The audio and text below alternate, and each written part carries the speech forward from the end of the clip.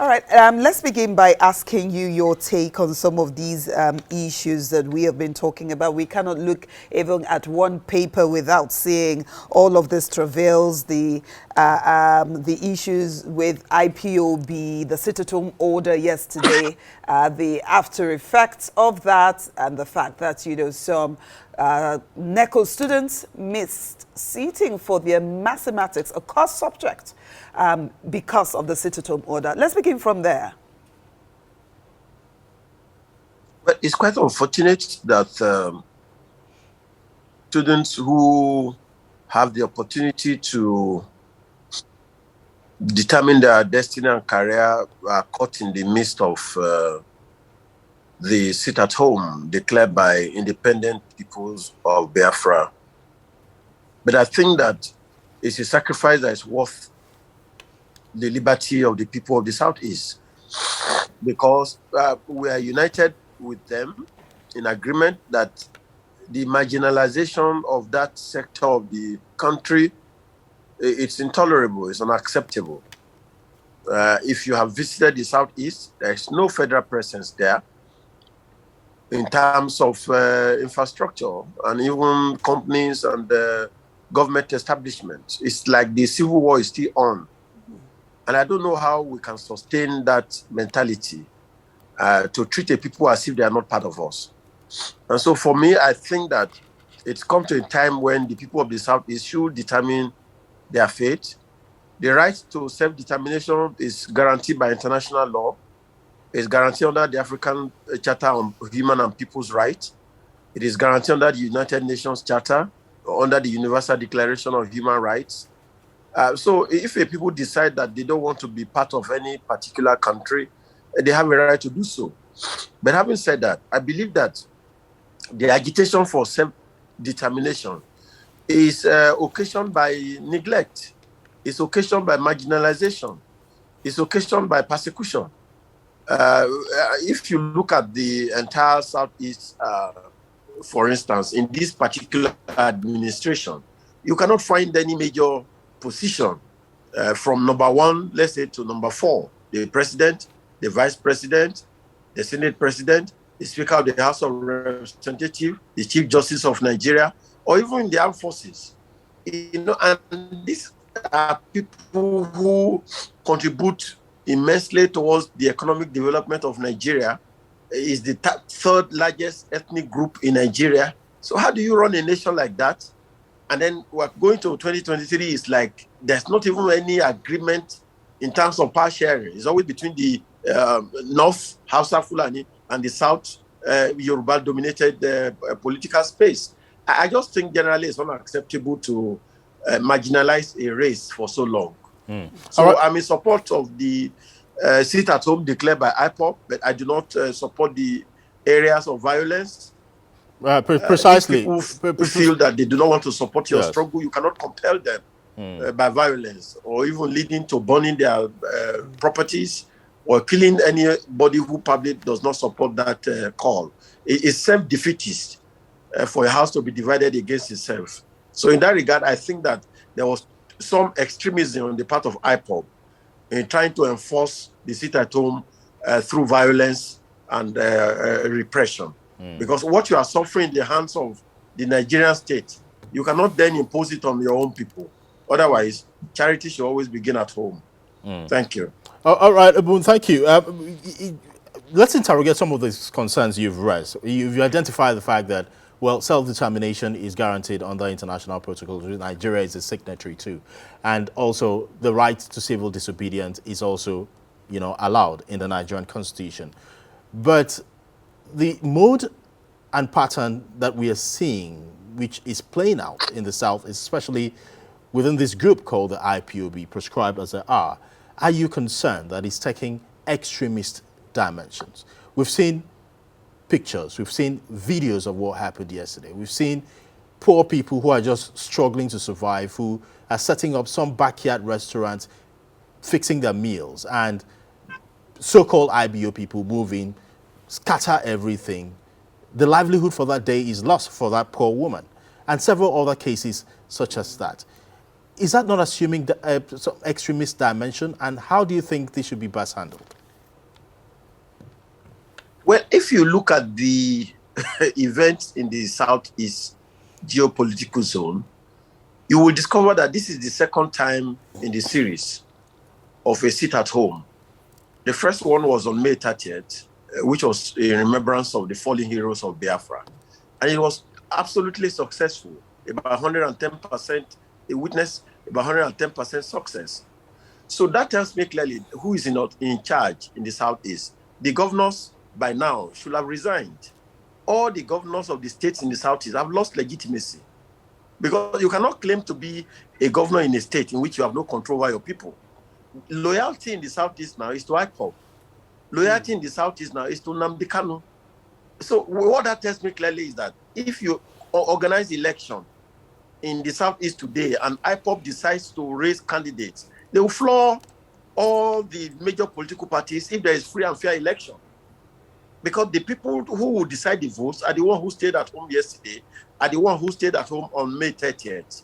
So for me, honestly, it just shows that IPOB cannot be proscribed, contrary to the postulation of the federal government. Because you don't proscribe an organization that has mass following in the way we have seen it in at least two major instances of the sit-at-home that has been declared.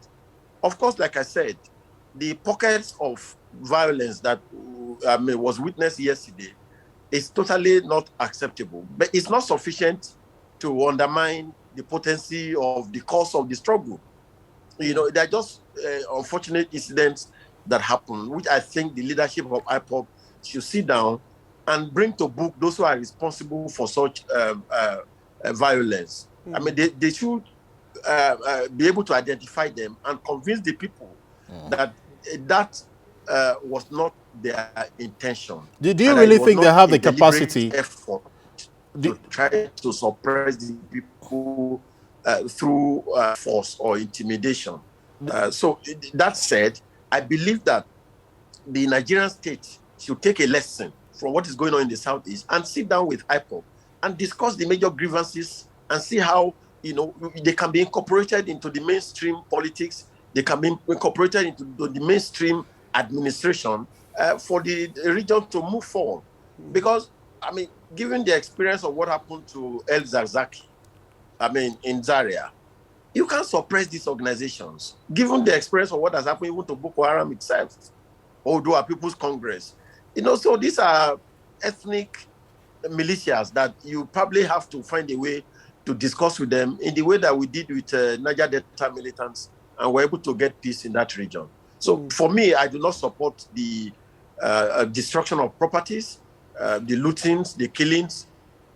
But generally, I believe that the sit at home was a resounding success, despite these pockets of violence. And it's a lesson to the Nigerian state. All right, in the Southeast today, authority belongs to IPOB. In the Southeast today, loyalty belongs to the organization being led by Nnamdi Kanu. And I think that you have at least send a message to those who claim to be political leaders to turn in their resignation.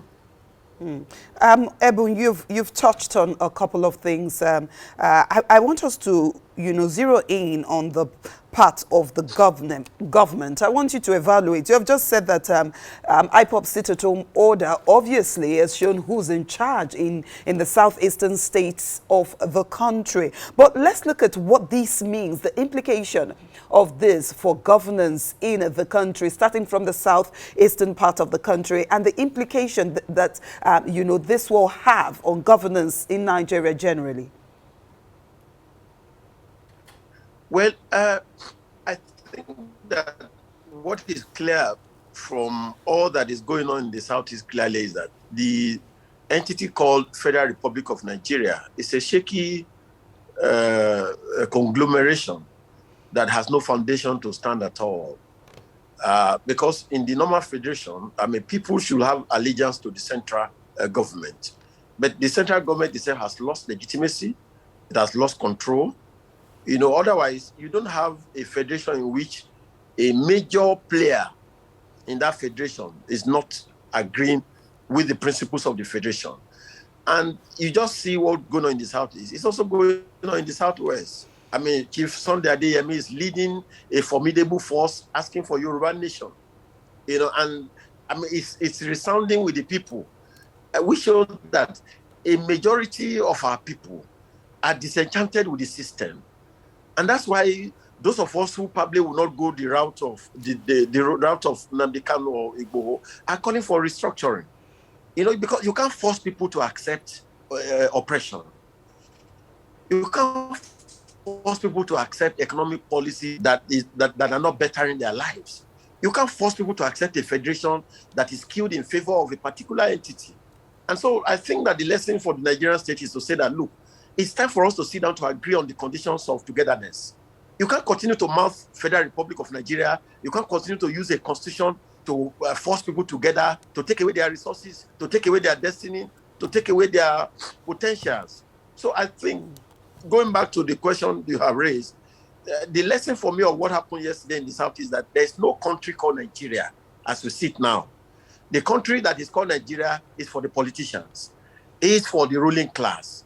But for the ordinary Nigerian, it's to your tent, O Israel. Everybody owe allegiance to their nationalities.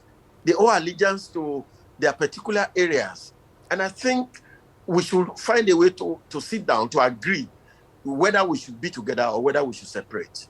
We cannot continue to force people to show allegiance to a federation that is not working for the majority of the people.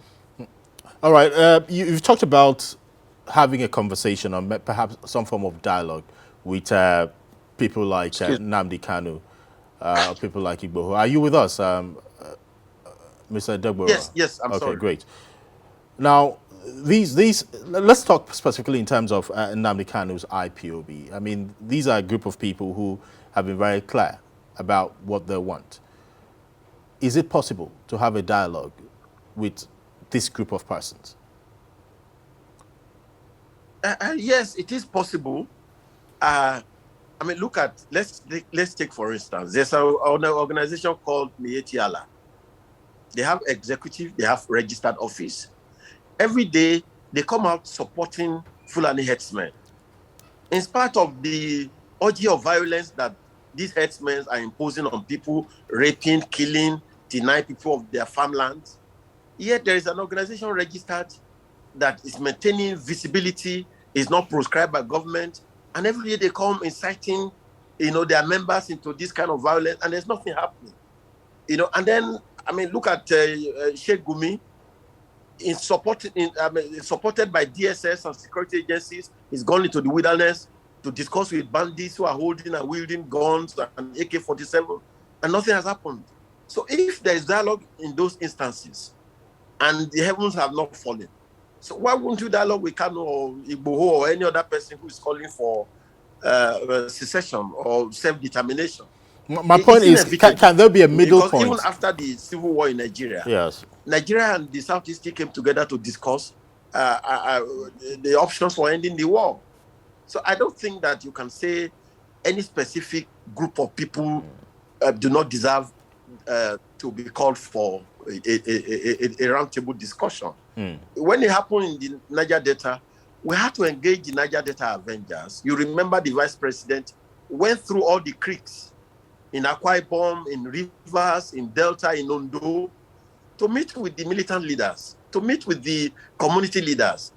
And it was that trip, that engagement, that gave them a sense of responsibility, a sense of belonging. So I think that it's important to first of all examine how Kanu got to this country. Was his extradition lawful? Did he follow due process? We'll come to that in a moment. Was this more good as is being claimed? And if that is the case, Nigerian government should own up and take responsibility and probably put an end to his trial, and then discuss with him on behalf of the people that are clearly have allegiance to him.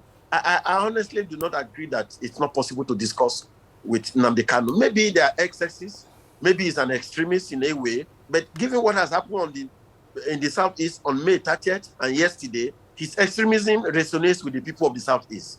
His excesses is acceptable to those people. So you must contend with him. Oh, all right. Yeah, but some persons would also argue, because we had reports coming in from the Southeast yesterday, many people who decided to stay at home stayed at home not because of the fact that they wanted to comply with the order of the IPOB, but because of fear that if they come out, they may be harmed one way or the other. But I'm talking about, you've cited the example of, the Niger Delta Avengers and how the government negotiated with them. But there's also a point of difference and distinction here. In that case, the people were not asking for a separate state. They were not asking for a separate country. They were asking for equitable distribution of resources. They were asking for all wealth in their communities to benefit the people in their communities. The creed of IPOB is different from this. They're adamant about their position that, look, we want a separate country. We do not want to be part of Nigeria. And that's why I'm asking, what kind of middle point do you think the Nigerian state can have with the leadership of IPOB when their positions are clearly poles apart? Well, you know that it is said that those who make peaceful change impossible make violent change inevitable. The agitation for self-determination for the state of Biafra is actuated by marginalization. If Nigeria sits down today and creates an additional state in the Southeast to achieve equilibrium, that agitation will subside. If Nigeria sits down today and decide on rotation and say, well, maybe after the North has ruled, when the presidency goes to the South, it will go to the Southeast, Biafra will more or less disappear. If Nigeria today decides to appoint the chief of army staff, or maybe the position of Senate president, or major positions in the country and given to the Southeast, if Nigeria decides to cite economic interests and major infrastructure in the Southeast, you complete the second Niger bridge, you build institutions in the Southeast, IPOB will lose legitimacy. The reason why IPOB is popular is because of marginalization. The things fueling Biafra is purely neglect. If you address the core issues of neglect, of marginalization, of persecution, of total lack of interest in that region in terms of development, nobody will listen to Kanu. I'm telling you the truth. So I believe that there's no extremism that cannot be handled through discussion. If there's a conscious effort on the part of the Federal Republic of Nigeria to recognize the people of the Southeast as being part of this nation, there will be nobody to follow Kanu. And I do not accept that people stayed at home because of fear. The truth, whether Nigeria wants to accept it or not, is that the agitation for Biafra resonates with at least about 100% of Easterners.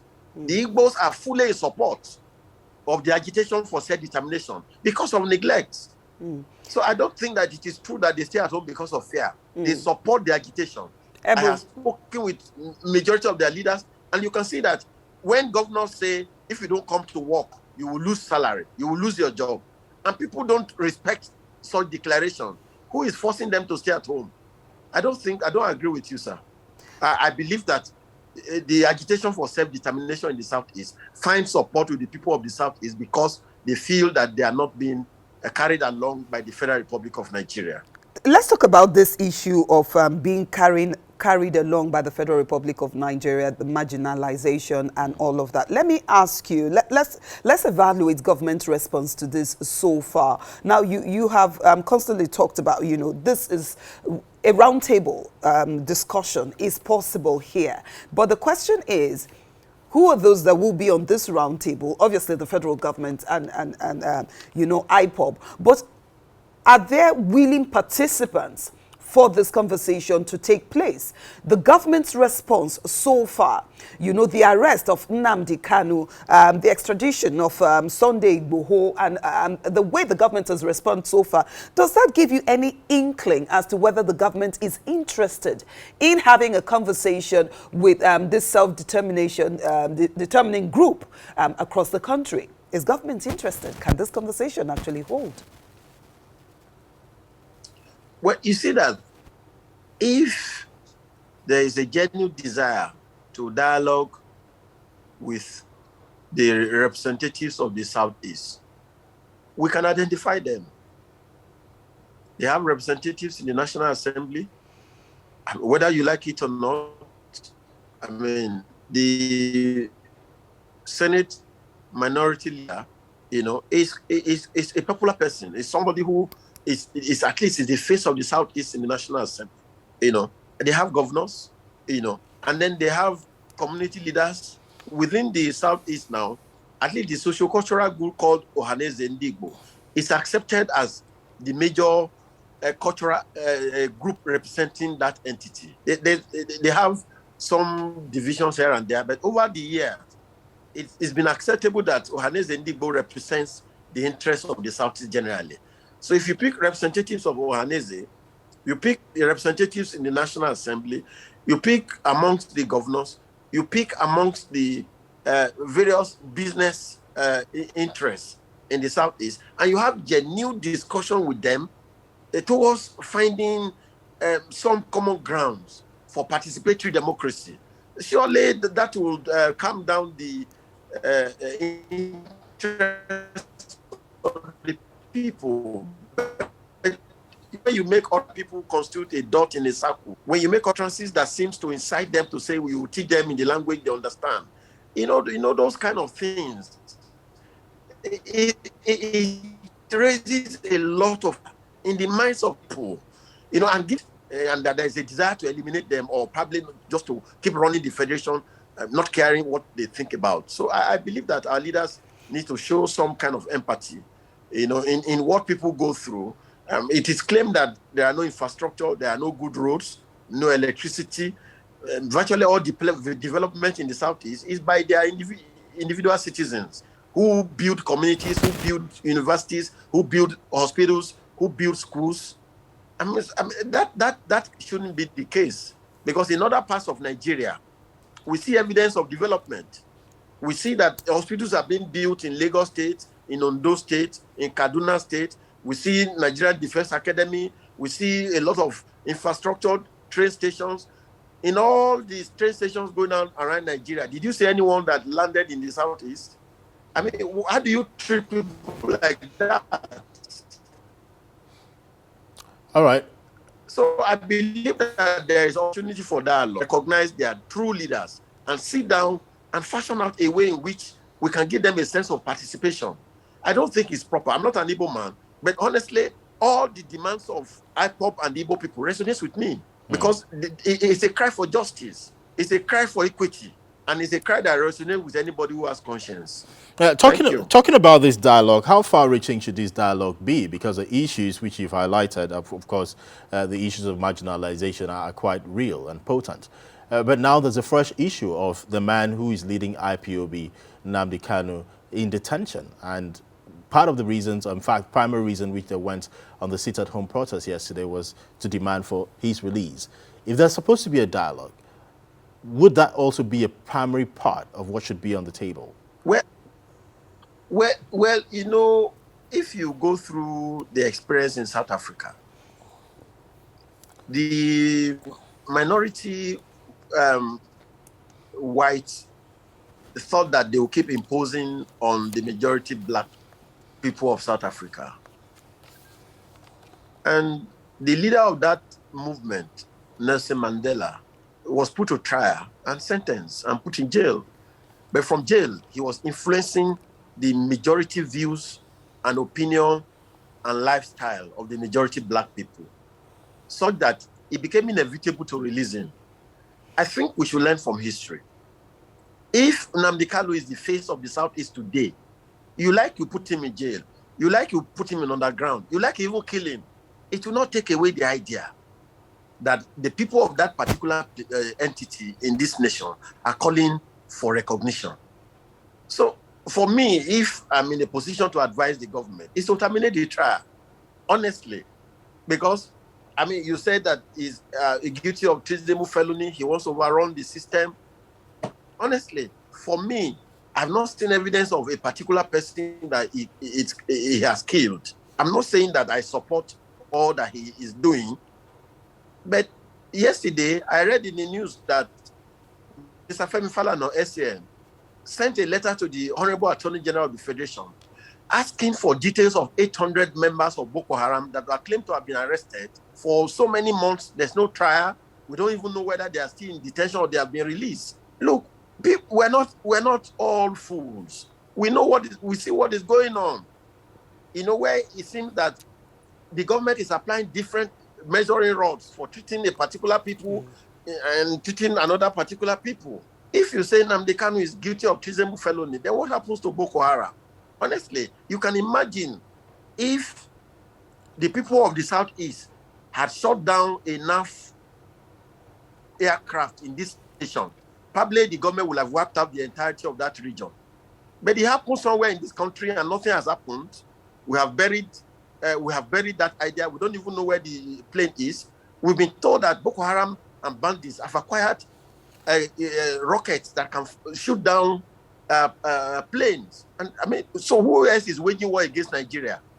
Is it people who are engaged in civil disobedience and staying at home, or people who are acquiring weapons every day and you pay them millions to acquire more weapons and there's nothing being done about it? And you put somebody in trial and say he's committing treasonable felony, you chase the other one out of the country and you want to extradite. I mean, honestly, let's be fair to ourselves. I don't think anybody is under any illusion currently that Nigeria is being run as an equal state. I don't think anybody is under any illusion. That's why you see that in spite of what happened to Chief Onafefe James Sibori, in spite of all the persecution, the trial, please go to Delta State today. He's still a hero. I saw a senator leaning down before him on social media recently. If people accept, do you approve of such? Do you approve of such gesture? To them, in spite of what the federal has done to denigrate them, it just shows you the sense of discontentment with the nation called Nigeria. Well, everybody owes allegiance to their regions and to their leaders. So I believe that the room for dialogue should not be closed. The trial should be terminated. It should be freed, and then it should be used as a platform to get others to support a dialogue through him to reach out to the people of the Southeast. Honestly, that is the solution to this issue.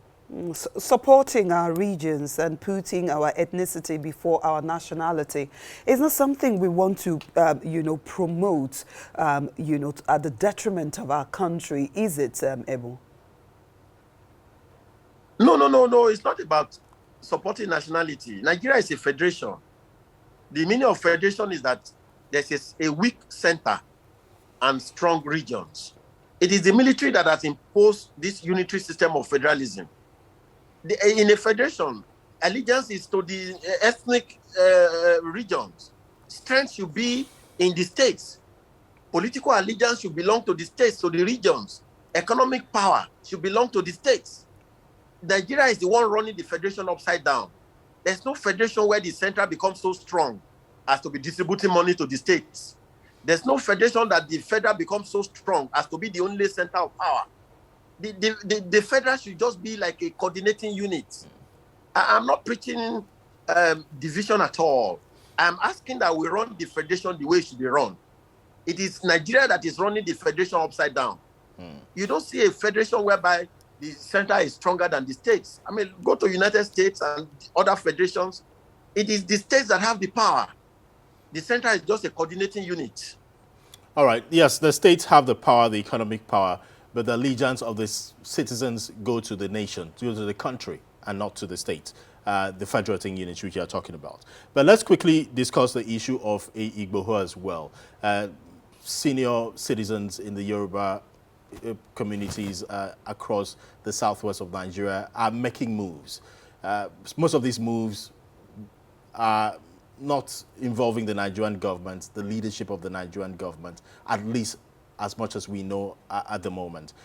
Do you think that's enough to provide the kind of soft landing that is required to resolve this matter without it escalating to a different level? Well, honestly, I don't know what you mean by soft landing. First of all, let me tell you that I do not support that we should have a Yoruba nation. Personally, I'm not an apostle of Yoruba nation. But honestly, If Chief Sunday Adeyemi, called Igboho, and his followers decide that that is what they want to pursue, the Nigerian law allows people to do that. Section 39 gives freedom of expression. Section 40 gives freedom of association and assembly. The African Charter of Human and People's Rights, United Nations Declaration on Universal Declaration of Human Rights, UN Charter, several laws allow people to demand what is acceptable within the law. So I don't know who needs a soft landing, whether it's Nigeria that needs a soft landing or Igboho, because this is somebody whom DSS stormed the residence in the middle of the night like a thief. And we're told that people were shot, people were killed, and and then suddenly you then turn around to chase him out of the country. It's a case of the hunter being hunted. The people that should be on trial are the people who went to other people's homes at night. If you want to arrest me for suspicion that I've committed an offense, the law is clear. Administration of Criminal Justice Law. You ask for a bench warrant, you ask for a warrant of arrest, rather, or you send an invitation to me to appear. There is no law that allows security agencies to storm my house in the middle of the night and be shooting. There's no such law. So I think it's the federal government actually that needs a soft landing, not Igboho. I don't see anything he has done that warrants that he should be chased out of Nigeria. Well, the federal government... It's the federal government that is on trial. The federal government... Like I said, I'm not an apostle of Yoruba nation, but I support what the law supports. And the law allows Igboho to ask for Yoruba nation. The law allows Igboho to say that he doesn't want to be part of Nigeria. That's not a reason to chase him out of Nigeria. Well, at all. The Nigerian government, through the Department of State Security Services, has said that accused him of stockpiling arms to actualize his demands for Yoruba nation. And they say when they stormed his residence, they met, fire, and they had to return fire, which resulted in the death of about a number of 2 persons. And they found weapons, stockpile of weapons in his residence. That's the charge they've put against him. You don't believe those charges? Maybe because of my own peculiar experience, either by virtue of my involvement in students' union struggle or involvement in pro-democracy activism generally. It's difficult for me to trust law enforcement agencies. Honestly, I'm sorry to say, given my own peculiar experience about what I've suffered in the hands of law enforcement agents as a student and as an activist. But having said that, that is the word of the DSS against Igboho. We have not had his own version.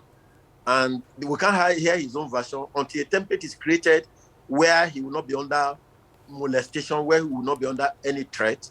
The last time I read is that a court in Osun State or somewhere in Oyo State has issued an order against the DSS from arresting him. The people that are in custody in Abuja, a court has given an order for them to be produced and they have been granted bail. So for me, if you think something is wrong, you follow due process of law. I mean, between Sunday Igboho and Miyetti Allah and Boko Haram, and the bandits, who are the people stockpiling arms? I mean, we see people on television, national television, holding AK-47 with several rounds of ammunition and dialoguing with security agencies, with governors, and nothing has happened. And then you claim that somebody is stockpiling arms without evidence, and then you storm his house and you are shooting. Oh, come on, please. I don't think that we should get to that level, whereby we treat people with different standards. That's no longer justice. So for me, if you have any allegation against anybody, take him to court and prove the allegations in the way that the law recognizes, not to go to the house and shoot and seek to forcefully, arrest. I don't think that our democracy supports that. Ebu, so not too long ago, in this instance, with all due respect, sir. Ebu, not too long ago, the southern governors came together and made some decisions about, a couple of things. One is to stop open grazing. The second being that if, the federal government security agencies must come into the state, they, being the chief security, officers of their states, must be carried along, and they must know what this, security agencies are coming to do in their state, and they must be part of it. I said that to ask this question. What should be the role of state governments in all of these issues? Because again, like we said earlier, Nigeria is a federation, I mean, and the states are the federating units, and the governors, the governors in the states are in charge of those states. So what should be their role in dealing with these issues? We have also seen that some of them are trying to also preserve, you know, their regions and where they come from, which is also rightly their rights to do. What should they be doing at this point in time? Well, like I've always said, I mean, it's to first of all commend the governors for their courage. And you will notice that their assembly cut across political divides. There were APC governors there. There were governors from the PDP. And the major decision they took was to ban open grazing. And you know, there was bedlam, there was uproar from the presidency at then. But as of today, open grazing has been banned in Katsina Emirate, the home state of the president. Open grazing has been banned in Taraba They've actually State. denied that allegation. You know, there's no and such several thing. other northern people, northern states are already complaining about the extremism of the herdsmen, especially the foreigners among them, who tend to perpetrate criminality and violence. So it's no longer even a tenable case to blame the southern governors, because what they saw, their northern counterparts have now seen it. The people of the north have now seen it, that it's no longer fashionable to allow cattle to graze openly over people's legitimate farmland without approval, to allow criminals to bear weapons and be raping women and killing farm owners. I mean, so for me, the southern governors deserve commendation. And what they have done is clearly to represent the desire of their own people. Because the general consensus within the southern part of Nigeria today is that they don't want grazing in an open form.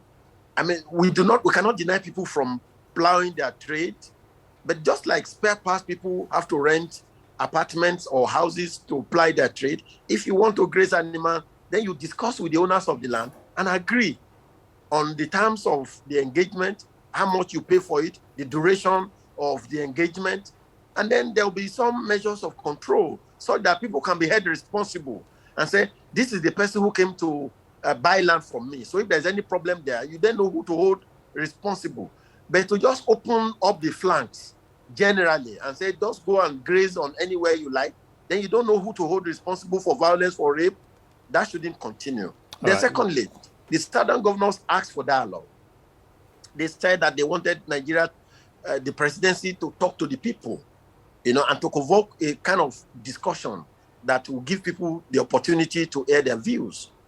You know, for me, honestly, the issue of sovereign national conference, the issue of a discussion on what or how Nigeria should move forward is something that we cannot avoid. Because this constitution that we're currently running is not in the interest of Nigeria.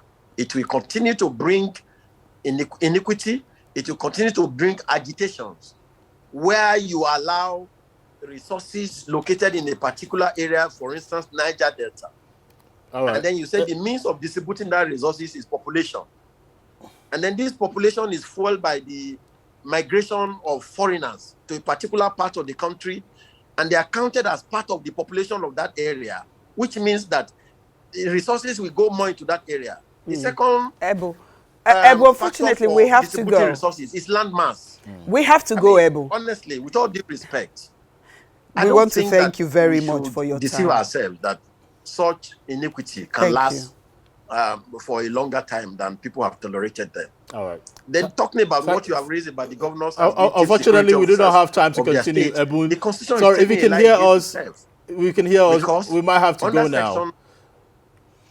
Yeah. Thank you. Thank you. Sorry, we are out of time. That's what we're trying to prompt you, that we cannot continue with the conversation. Thank you so much for your thoughts so far. Ebunolu Adegborowa is a senior advocate of Nigeria. He joined us to look at the issues of agitation and how best the federal government can resolve this crisis. Thank you so much for your time. Thank you, Ebun. It was a pleasure to have you join us.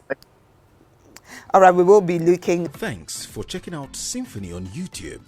Please be sure to subscribe and like our videos for updates.